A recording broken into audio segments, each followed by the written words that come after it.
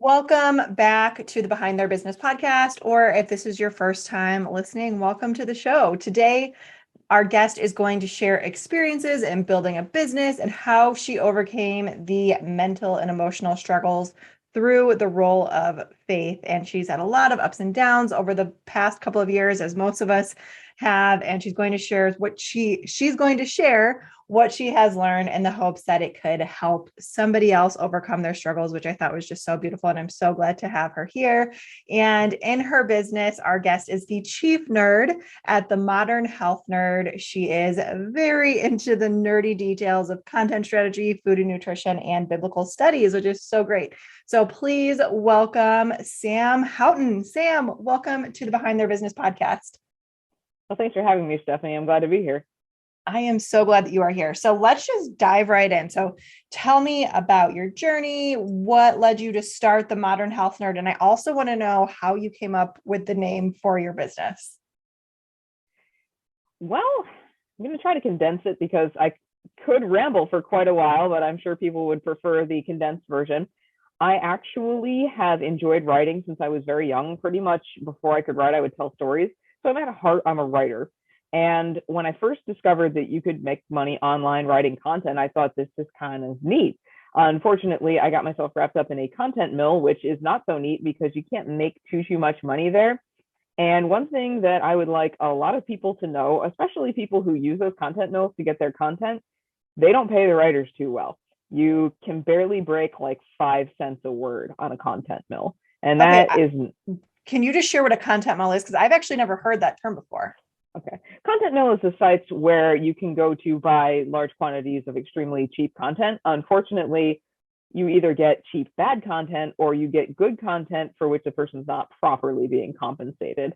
It basically turns out lots and lots of content like a mill or a factory. That makes sense. Hence the name. Okay, sorry, go ahead. Yeah.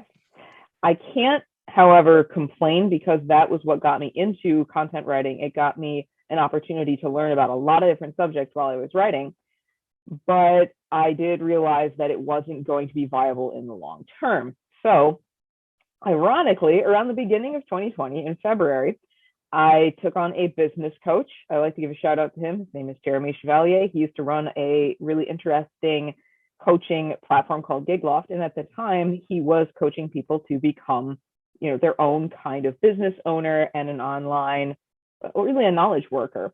And he was focusing on strategy and content, not just writing the content. And through his coaching, I was able to start building a network. I was able to overcome some of the limitations in my own thought of, I can't do this. I'm not good at this. I don't know what I'm doing. His encouragement really got me over those humps. And at the time, I had also been co-running a health coaching business, really just kind of low key on the side, not a whole lot of activity there because I also have a health coaching background. That goes back to what you said about being into the nerdy details of food and nutrition.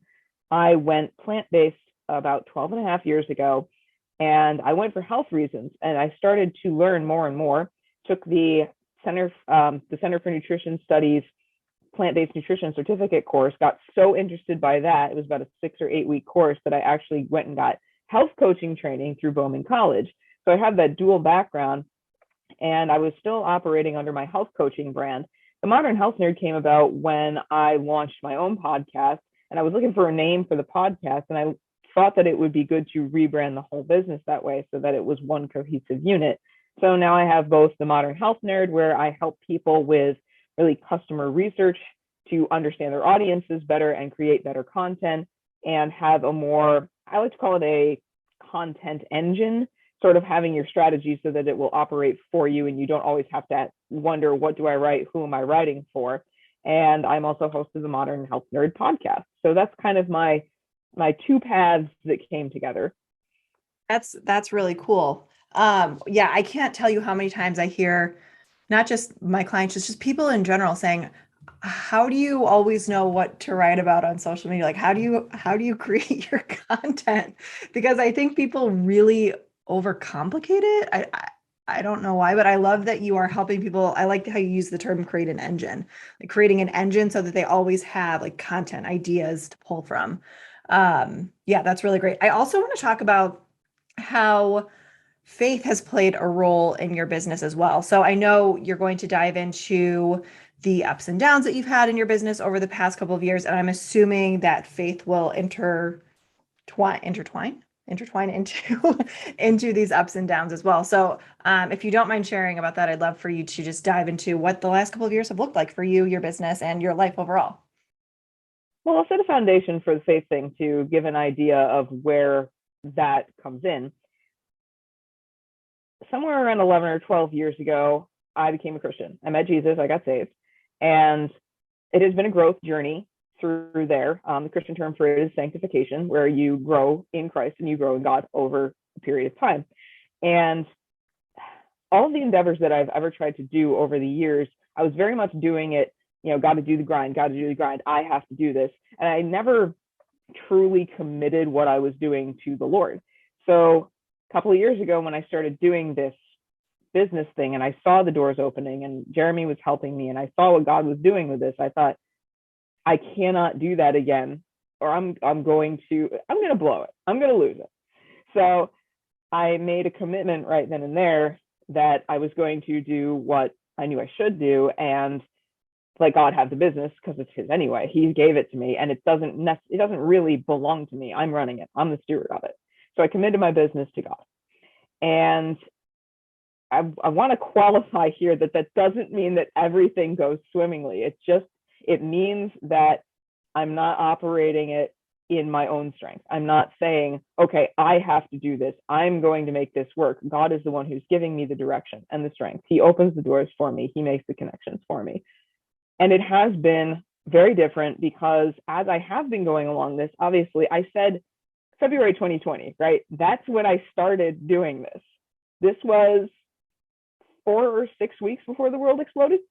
And I can't say that I was in necessarily a bad position, because working in the plant-based alternative protein better for you space, that actually started to ramp up during the pandemic. People were more concerned about gut health and immunity, and a lot of people were starting to think about the plant-based alternative protein and all of that. You've seen it if you have walked around a grocery store over the last couple of years. You've seen how these things have started to take over the shelves. You can even walk in Walmart and there's a section with Daring Foods and Impossible Foods and Beyond and Gardein. When Walmart first came around, that would never have been a thing. So that was ramping up at the time, and I was able to work online. So that was really a blessing. At the same time, there was the tension of everything going on with the pandemic, not knowing what was going on. There was a lot of very, unclear information. How big is this thing? How scared should we be? Should we be scared? So I had a lot of those ups and downs, and it really was a time of strengthening faith for me, because I had to trust God. I didn't know what was going on. I literally didn't know, none of us did, if I was going to go out the door, go grocery shopping one day, come home and die from some pandemic that I'd never heard of before. So these were things that I had to be dealing with kind of in the background as I was doing the business. The other thing was, I talked a little bit about quote unquote limiting beliefs. I used the language carefully because I've heard it misused a lot. I tend to be one of those people where if something doesn't work out, I think it's me. I think I must be doing something wrong. And what I discovered was, in a lot of places where I thought I was doing something wrong, it was just something I needed to learn that I didn't know yet. And that's why I feel like I was very blessed to have Jeremy as a coach, because he would say, well, you can try this. Have you tried this? This is how you do this. And he taught me how to do things with networking on LinkedIn that I never knew how to do before, and encouraged me to learn different tools and use different processes, learn how to automate certain parts of my business so that I didn't always have to be trying to scale something that you can't scale on your own. Those were a lot of things that I felt were very empowering to me, because then I realized if I can't do something, I can go learn how to do it. Someone else knows how to do it, or there's a course out there, or there's a video I can watch.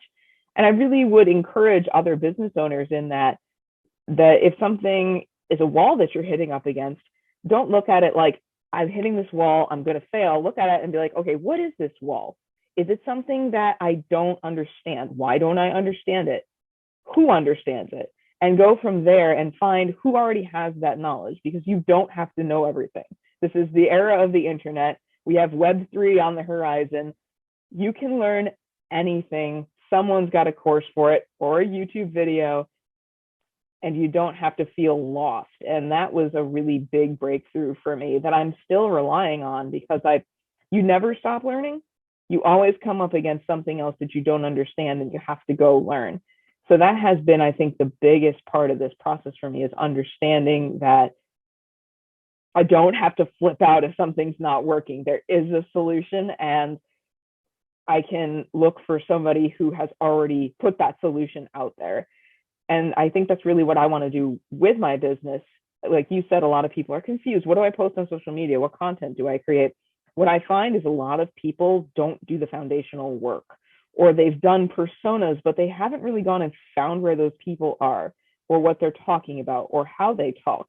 And I did this exercise recently for my own business. I was building a landing page. So I went back through conversations I've had with people and feedback I've gotten, and I found the themes, and I found the recurring words and everything that they use. And when you know that, and you know what topics people care about, and you know what's bothering them, that can really make your content much, much easier. One other thing I'll say, and then I'll stop rambling. The thing that really drives my business, and I do tell people this, make no secret of it, is prayer. I was listening to a podcast very early on in this journey with the Modern Health Nerd. Podcast is called Kingdom Writers. It's actually for people who write Christian books, but it's applicable across the board for business. And one of the hosts mentioned having business meetings with God. Now, I'm just me. I don't have a team to have business meetings with. And I thought, that's a really good idea. And ever since I heard that, I believe it was a year ago this past June, I've been doing it every week.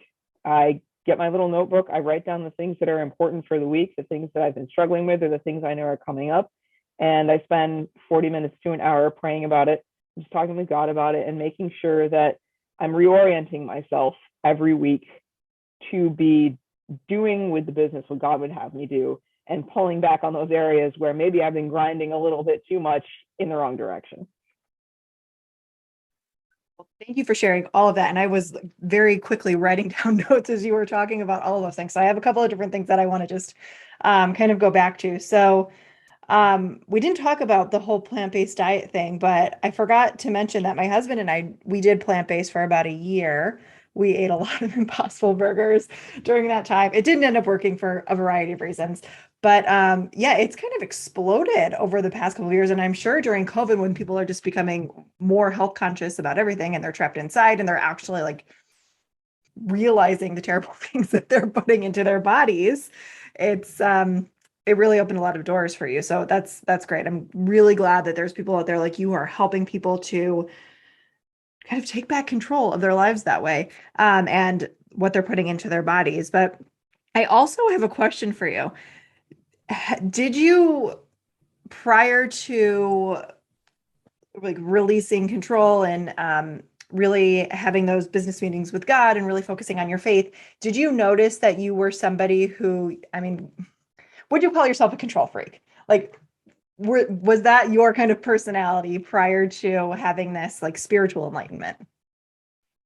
I have a friend who says I'm a recovering type A, and I tell people I'm getting to recovering. I want to be recovering, but I am very detail oriented, and I'm very schedule oriented, and I'm very much, I can be one of those people who can't see the forest for the trees sometimes. I get very bogged down in it's, it has to be this way, it has to be this way, either because I've always done it that way, or that's the way that makes sense in my head, hence having to learn more things.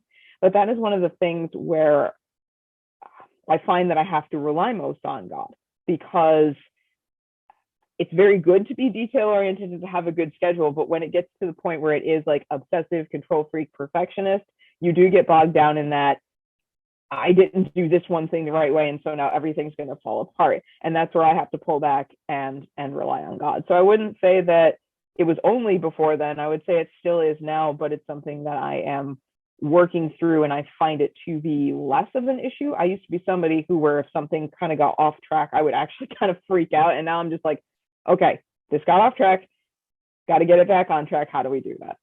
Yeah, no, I can completely relate to that. I call myself a recovering perfectionist and a recovering Control freak. So like your friend, I completely understand, but I'm also very type A too. So I like to have a mix of planning and schedule and lists and everything in ClickUp. That's the project management tool I use. But I also like to go with the flow a little bit, but that has taken a long time to get to that point. Not even going to try to sugarcoat that. It's taken a very long time. And I really like how you said having business meetings with God. And I kind of have been doing that myself. I've just never really thought about it like that. Like I'll have moments where I sit and reflect and kind of, for lack of a better way of saying this, like drop into my own body and kind of feel, let my intuition take over, I guess, for lack of a better term. Is that kind of how you would explain how your business meetings go as well? I think it's different for me because I am actually I'm trying not to use a lot of what we call Christianese here, but in Christianity, we say prayer is when you talk with God. Reading the Bible is when God talks to you, and prayer is when you talk to God. And it is really a matter of, it's not me, it's about him. And it's about recognizing that he is in control and that he's Lord over everything, and I don't have to worry. And at the same time, I want to be doing everything in a way that is in line with what he wants me to do. And so that means I need to be familiar with what the Bible says. I actually call the book of Proverbs my business book because there's a lot of really practical advice. Book of Proverbs is what is called wisdom literature. A lot of really good advice in there, a lot of verses in there for somebody who wants to run a business in a biblical way. So it is about having that literal connection with a God who is so much bigger than everything that I'm doing, and understanding the reality of what that means. Yeah, thank you for breaking that down and explaining, because I know that we have people listening who are kind of all over the spectrum in terms of spirituality, religion, what they believe in. So I appreciate you taking a second to break that down for everybody else. And yeah, I mean, I definitely think it's important to understand that there is a higher power, whatever it is that you believe. Doesn't matter to me. Everybody is their own person and has their own beliefs. But I love that you bring that into your business, and that I'm assuming you encourage others to do the same in whatever way makes most sense to them as well. I don't want to put words into your mouth, of course. But I'm actually curious now that I bring that up. Is that something that you kind of do with your clients too? Do you help them like bring faith into their own businesses while they're kind of creating their content?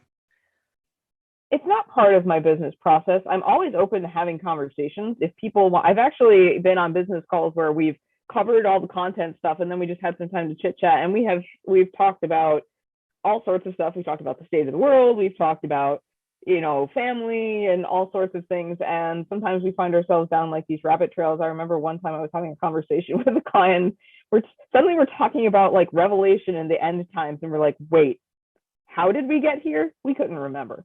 But it's not part of the process. However, it's always open for discussion if people want to chat about, whatever. One thing I do as part of the process of helping people lay that foundation for their content strategies is I do talk to people about, well, why did you start your business? Why did you make your brand? Why do you make your product? What is really deep down what you wanted from this? And it usually turns out to be very different from their marketing messaging. They'll say something about, it's because of sustainability, it's because animal welfare, and it's like that's really important to them. But sometimes it'll be something like, well, it's about their family, or something happened in so and so in my family and their health, and so I want to be able to help people eat better with this product. Or I saw XYZ documentary and it really stunned me, and I was not happy with the way that this was going in our food system, and I want to make a change. There's really a lot of passion in there. And I find that helping people to really dig down and answer that question for themselves helps them to realign also with their messaging and having more of that passionate connection with their customers, rather than I need to build a brand based on what I think everyone wants to hear. Oh, yeah, that's so incredibly important too. I'm so over the term like what's your why? Like I'm just kind of over that. I feel like everybody talks about that, but I mean that's really what it boils down to at the end of the day. Like why did you start your business? Why are you still running your business? Why do you want to scale your business? I mean it really all boils down to that. And yes, you need to know what that is if you want to continue to run a business and especially run it successfully because it's not easy. And anyone who wants to run a business is frankly kind of crazy in my eyes because I feel like we're masochists some days because it's not an easy thing to do. So you need to Oh, have a good reason for doing it.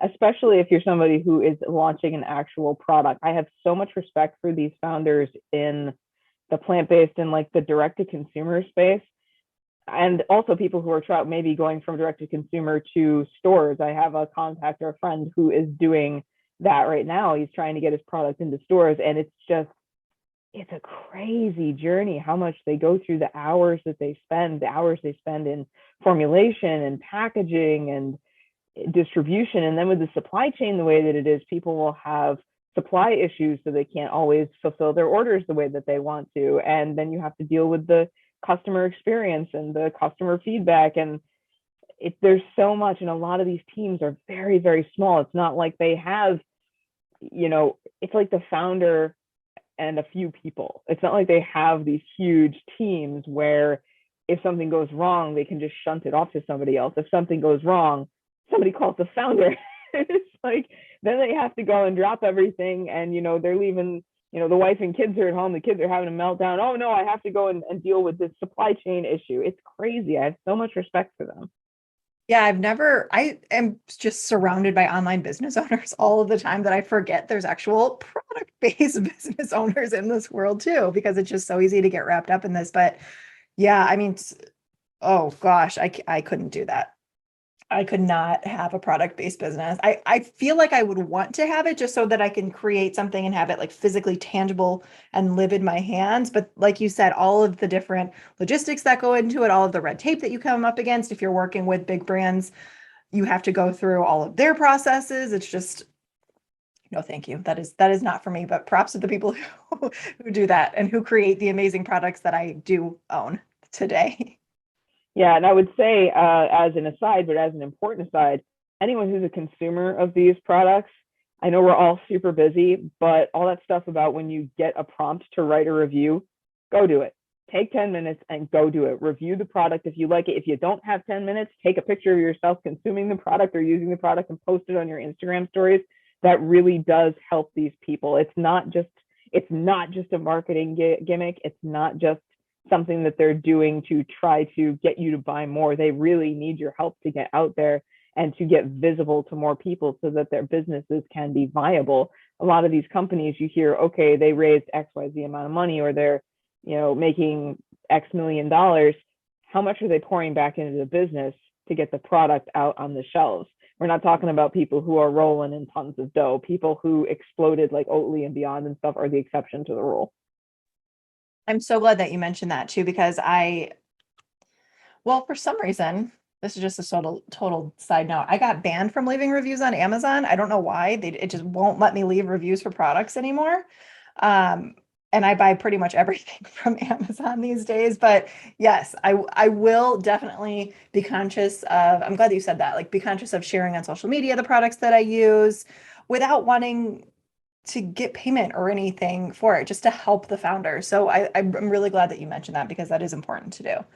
Um, one thing that I do want to just kind of quickly circle back to is I don't want to put like a negative spin on this episode or anything, but I know you said that there were a lot of different struggles that you came up against. I'm just curious to know, just in the past couple of years, have you noticed any of those same kind of struggles with your clients too, and how you like worked through them together with them? Does that make sense? Well, we do always talk about ups and downs in business because it affects how, our working relationship.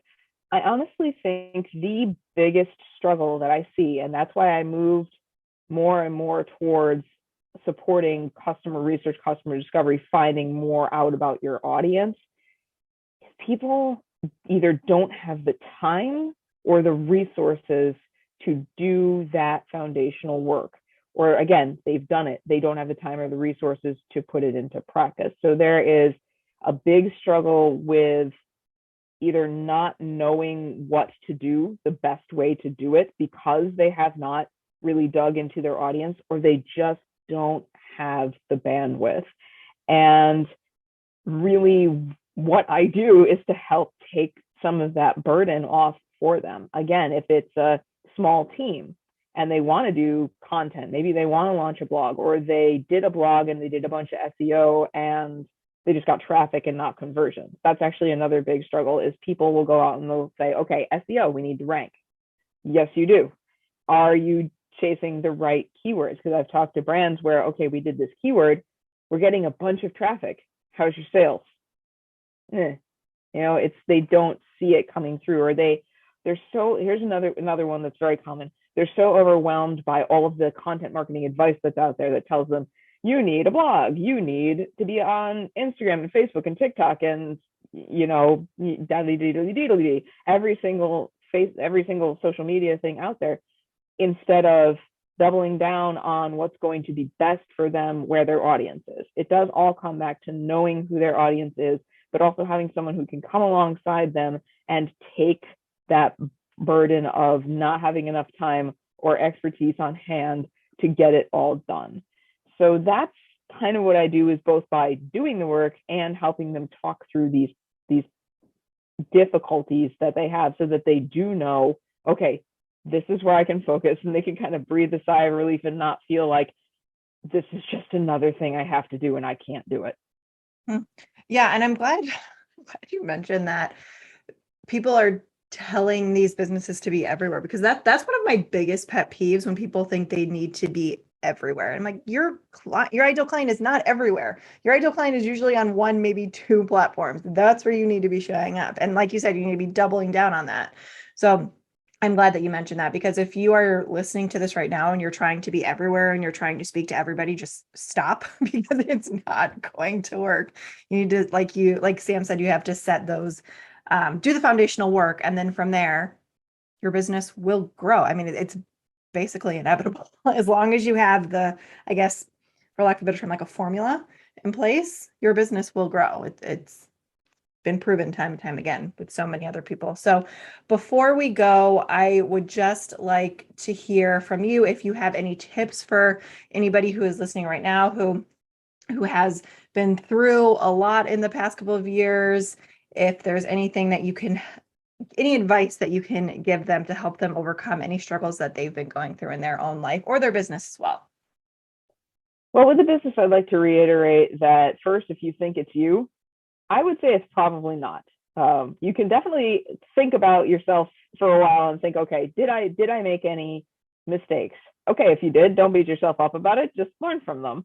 And if you find that, okay, I am doing everything I know how to do correctly, find out where those walls are. What is preventing you from moving forward? What do you need to learn to overcome that? And again, don't beat yourself up for the fact that you don't know it. Go out there and learn it. If you have a mentor in your network, or find a course or something. The other thing would be definitely take care of yourself. We hear this a lot, and I know that it can be taken to a self-indulgent extreme, but I don't see that at all in the founder space. As a matter of fact, I see a lot of people who are literally just working themselves stupid with back-to-back meetings, and schedule some time in your calendar to just literally, if it's just 10 minutes, to stare out the window and breathe every day, just so that you are not staring at a screen or on your phone. Or, if you have a family and you aren't spending the time with them that you want, literally write a family date into your calendar where nobody can bother you. Another one I would suggest is something that was suggested to me recently. Shout out to Emma Osborne from Citizen Kind for this one, is take a digital holiday. Take a day. Don't look at any screens. Don't look at your phone. Don't look at your computer. Go read a book, take a walk. Definitely do those sorts of things, because that will help you to reorient and slow down.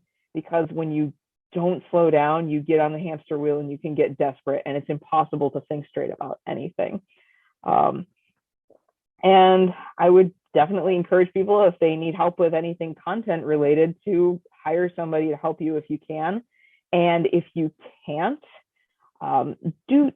don't worry too much about getting all of the pieces together right now. Chances are, if you're a very small business and you're just like launching your product, or you're still just trying to get on a shelf, work on your branding, work on those sorts of foundational things. Podcasts are also really great to listen to, and not just mine, not just this one, but all kinds of business podcasts are great to listen to too. You can learn a lot from listening to other founders' stories and other founders' struggles, because I find it inspiring to listen to people who are having struggles, because then they say, okay, this is what I'm going through, but this is what I'm doing to overcome it. Or this, like Stephanie, you have with this podcast, you help other people to grow through hearing how others are overcoming their struggles.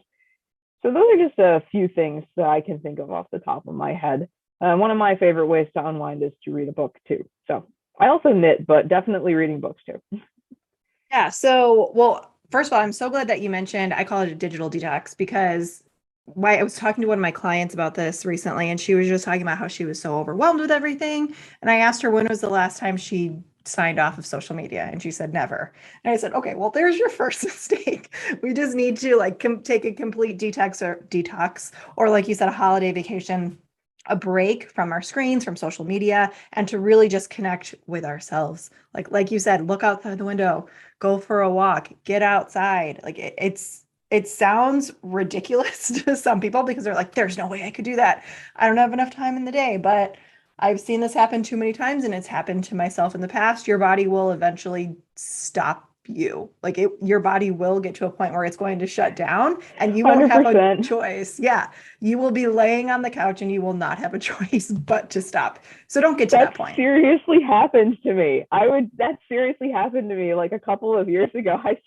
I tell people it was basically, I would not stop, and so God made me stop. I hardly ever get sick, but literally a couple of years ago, I got this stomach virus that was so awful. All I could do was lie on the couch, and I could work for like 20 minutes and then sleep. And that never happens to me. But the strange thing is, after that, I felt so much better, because I had no choice but, like you said, to slow down and sleep and stop. So I would agree with you and encourage people, don't make the same mistake. Yes, yes. That happened to me too. I was knocked out. I mean, I got COVID, but all of December of 2021, I was knocked out. My husband was knocked out for about 3 weeks. And I think it was because, and I don't work a lot, but I know I guess we all have our own breaking point, right? Like my breaking point is not the 70-hour work week that it used to be anymore. Now it's about 30-hour work week, which still is not a lot for people. But when your body's not used to that, when you're used to working way less and moving your body instead of sitting in front of a screen all day, that will happen to you. So yes, definitely detox. It's incredibly important for your sanity and for your overall health. But this has been so great. Thank you so much for being here. And where's the best place for people to connect with you if they just want to chat with you, or if they want to work with you? Well, if you just want to chat, you can look me up on LinkedIn. Just look for Theresa Sam Houghton. You can also search The Modern Health Nerd, and you'll get my business page and be able to connect with me from there. Love comments, love DMs. You can also actually find me Tuesday evening, 7 Eastern on Clubhouse, co-moderating a room in the Whole Food Plant-Based Club. So if you're into plant-based diets or you have a cool plant-based product, you can join us there and we can chit-chat.